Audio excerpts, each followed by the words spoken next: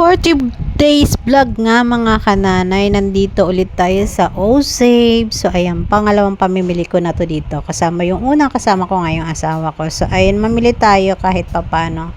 Dahil ubos na naman yung ating stock sa ref.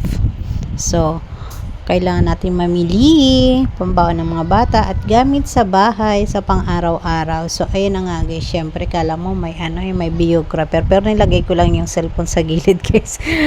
Yari pag nadampot na nalibang. So ayun na nga guys, namimili nga ako diyan ng ano pang madadampot. So ayun na nga guys, hindi ko na kinuna ng isa-isa kasi wala akong biographer, ang hirap mag video. So ayun ang aking mga dinampot. Ayan, sabihin ko na lang pangkuskus sa plato. Bumili ako ng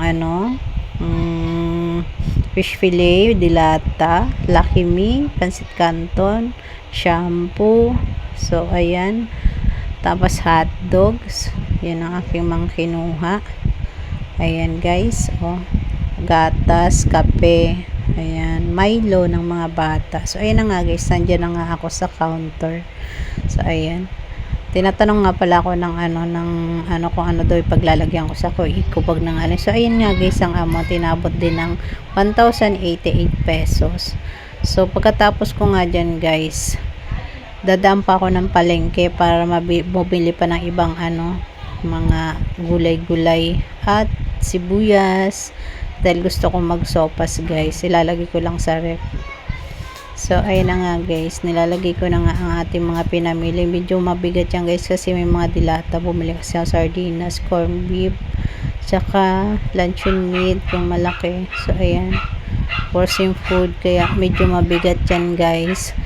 So sabi ko hindi na pati ako sasakay kasi sa yung pamasahe. Pagtitipid din ka nanay nyo. Maglalakad na lang ako. Galing nga pala ako sa trabaho niyan guys, dumiretso na ako. So ayun, nandito na nga ako sa bahay guys. Pero nung naglalakad pala ako sa kalsada guys, yung kapitbahay namin, nakasabay ko, may tumatawag sa akin, tulungan niya na daw ako. Syempre ayoko nga sana kasi nahiya ako. So tinulungan niya ako magbitbit. So ayan, lagyan natin sa ating ref. Alam nyo ba yung guys, ref namin matagal na yan guys. Tingnan nyo naman, basag-basag na yan. Wala na rin takip yung freezer, pero okay pa siya, gumagana pa siya ng maayos. So ayan, malakas yan mag-yellow. So patay sindi nga kasi pag walang laman hinuhugot namin. O diba? So ayan nga pala guys, gulay yun, 25 pesos yun. Sasahog ko yun sa sa sopas. So ayun ang aking mga pinamili. Ayan, may patatas panglagay sa sayote tuloy pa sa corned beef. Ayan, Lucky Me, pansit canton. Pag umagang tinatamad magsaing or magluto, pansit canton at na lang, pandesal. So ayan na nga pala, si Kulit dumating na rin. So ayan, inaayos ko lang yung ating lalagyan na paglalagay.